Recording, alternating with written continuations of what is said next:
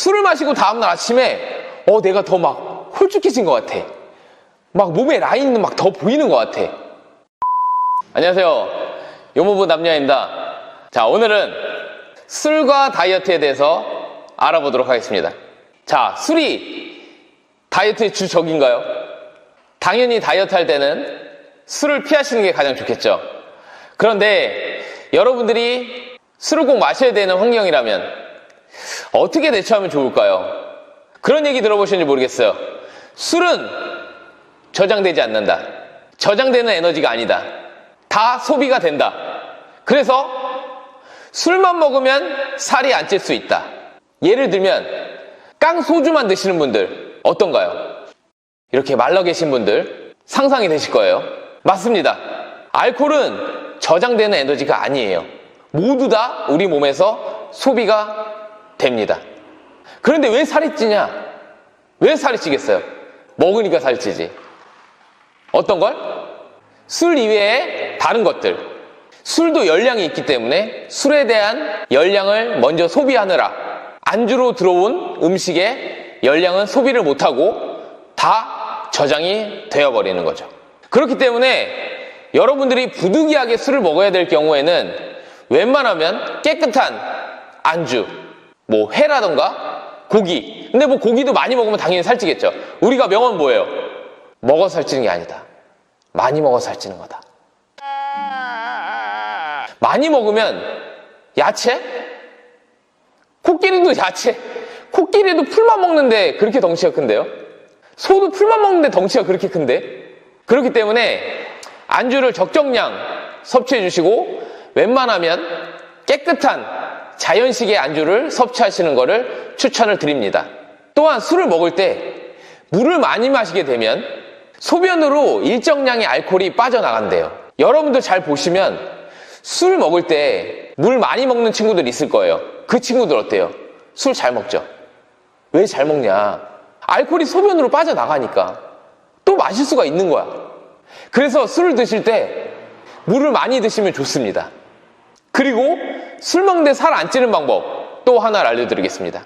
저는 친구들하고 술을 먹을 때 친구들이 이런 얘기를 한 적이 있어요. 야, 같이 술 먹는데 왜 너만 배가 안 나오냐? 중요한 게 있어요. 술 먹은 다음 날이 정말 중요합니다. 제가 아까 말씀드렸죠. 술은 어떻게? 다 빠져나갈 수 있는 열량이라고 말씀드렸죠. 저희 트레이너들을 보면 술 먹은 다음 날 유산소를 엄청 타요. 유산소로 열량을 엄청 배출을 시키는 거예요. 그런데 일반인들은 어떻게 하시죠? 술 먹은 다음 날 어떻게 해요? 해장국 드시잖아요. 밤새 술을 먹었어. 뭐 2시, 3시까지 술을 먹었어. 근데 아침 뭐 9시, 10시, 11시 이때 일어나서 뭐 해요? 속 안 좋다고 해장한다고 뭐 먹어요? 국물 있는 거면 또 뭐 먹어요? 밥 먹죠. 그러니까 살이 찔 수밖에 없는 거죠. 그래서 여러분들이 술 먹고 살이 안 찌시고 싶으시면 다음날 아침에 일어나자마자 물을 조금 한 500ml 정도 마신 다음에 가볍게 나가서 산책을 하세요. 그래서 열량을 태우는 거예요.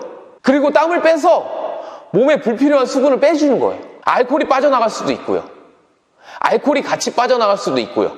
자, 그리고 술 마시면 우리 몸에 나타나는 증상을 한번 살펴볼게요. 여러분들이 이거 느끼셨는지 모르겠어요. 저는 이 지식을 알기 전에 느꼈었던 것 중에 하나인데요. 예전에 MT를 가면 3시, 4시까지 막 술을 먹어요.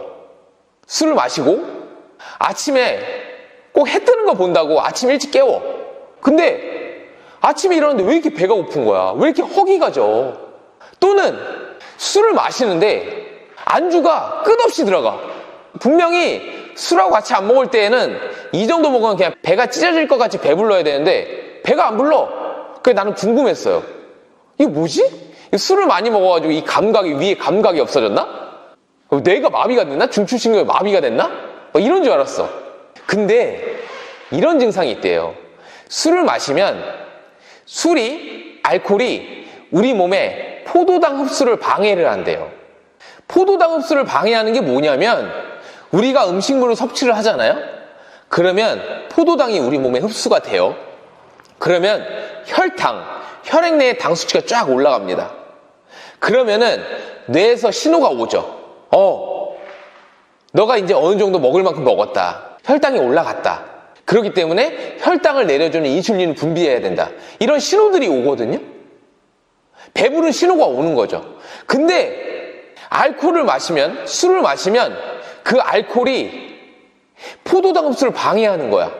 그러니까 포도당이 흡수가 돼서 혈당이 올라가서 신호를 보내야 되는데 그 신호가 안 오는 거지. 내가 어느 정도 먹고 어느 정도 혈당이 올라갔다고 하는 신호들이 잘 안 오는 거예요. 그래서 계속 배고프다고 느끼는 거야.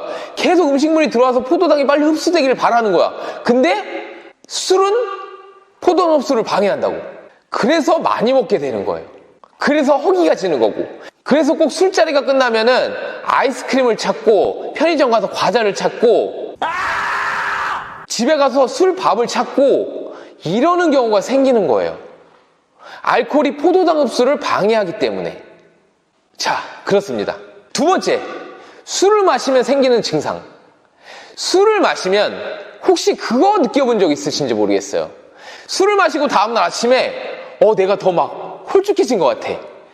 막 몸에 라인은 막 더 보이는 것 같아. 느껴보셨나요? 착각하지 마. 알코올은 또 어떤 증상이 나타나냐면 우리 몸에 수분을 배출시켜요.